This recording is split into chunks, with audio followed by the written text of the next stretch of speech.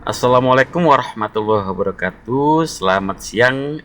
Hari ini Minggu, tanggal 30 Agustus 2020. Alhamdulillah dalam keadaan sehat walafiat. Semoga begitu juga dengan yang lainnya. Um, kita sangat prihatin dengan keadaan kita. Um, Alhamdulillah sesungguhnya meskipun dalam keadaan serba kekurangan, kita tetap eksis di dalam apa namanya menjalani kehidupan kita sehari-hari secara normal ya. Tetap bisa makan, tetap bisa minum, tetap bisa bekerja, tetap bisa istirahat, tetap bisa tidur nyenyak dan lain sebagainya. Namun bukan itu persoalan yang akan saya bahas di sini, yang akan saya sampaikan kepada saudara-saudara sekalian, bahwa akhir-akhir ini marak diberitakan mengenai apa namanya umat terutama di Eropa itu ya, sudah meninggalkan tempat peribadatan. Sesungguhnya itu sangat disayangkan ya, mengingat ketidak apa namanya ketidakpuasan dan ketidakpercayaan umat itu sendiri terhadap petunjuknya. Secara tegasnya adalah gereja-gereja di Eropa ditinggalkan oleh umatnya.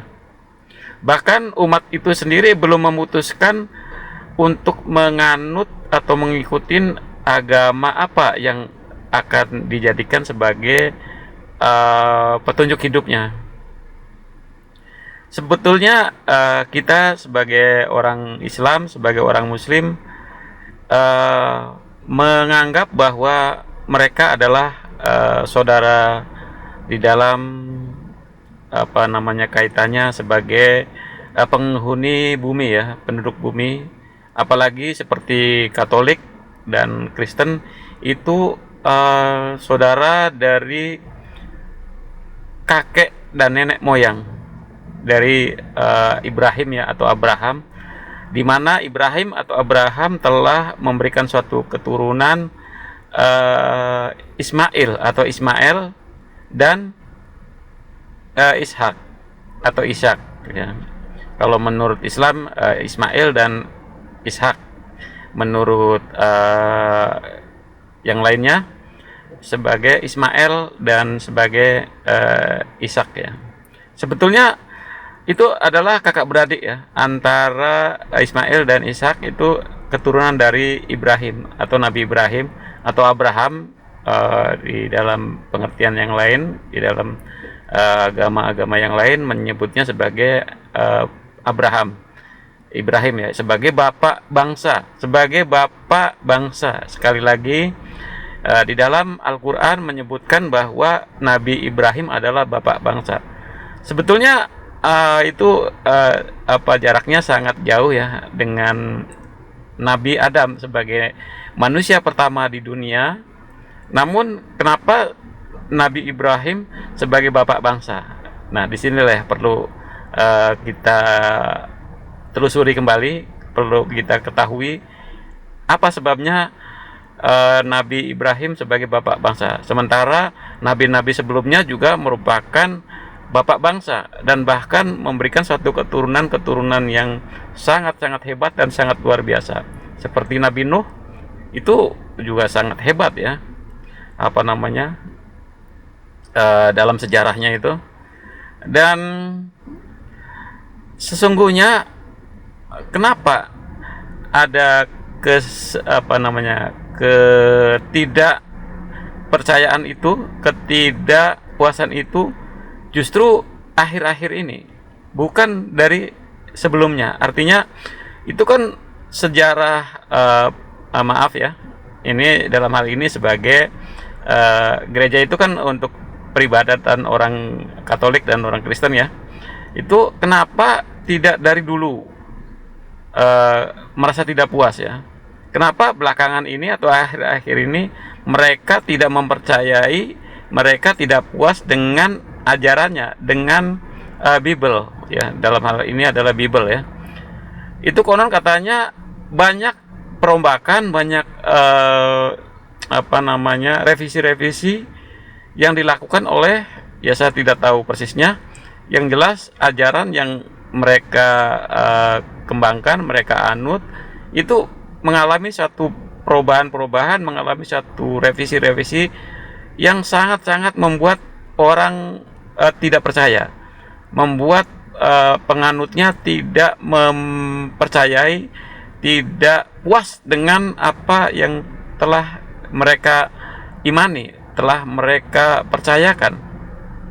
Dalam hal ini sesungguhnya kita sebagai orang Islam, sebagai orang Muslim sangat menyayangkan, ya, sangat menyayangkan. Tolonglah saudara-saudara yang Katolik atau yang Kristen berpikir secara jernih ya, berpikir secara jernih. Jadi kalau meninggalkan gereja ya harus ada solusi gitu ya, jangan meninggalkan gereja tidak ada solusinya gitu loh. Jadi harus ada solusinya,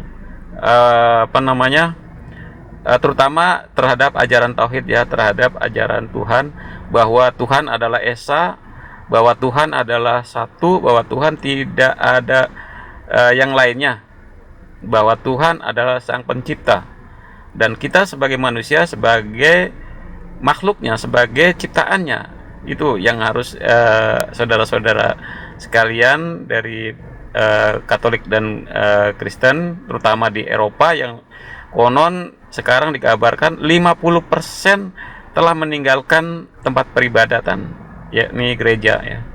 Ini sangat-sangat disayangkan. Jangan terlalu lama untuk berpikir setelah lepas dari gereja kemudian tidak punya pegangan. Artinya justru tidak mempercayai apa yang mereka anut selama ini, kemudian melenceng jauh gitu ya. Sangat disayangkan. Kami sebagai seorang Muslim sangat menyayangkan hal itu ya. Ya, semoga Tuhan akan memberikan petunjuknya terhadap saudara-saudara kita di Eropa ya, saudara-saudara kita yang Katolik dan Kristen. Jangan meninggalkan gereja kemudian tidak punya pegangan, tidak punya solusi untuk petunjuk hidup. Saya kira itu saja pesan kami sebagai seorang Muslim. Semoga Allah memberikan petunjuknya kepada mereka. Terima kasih.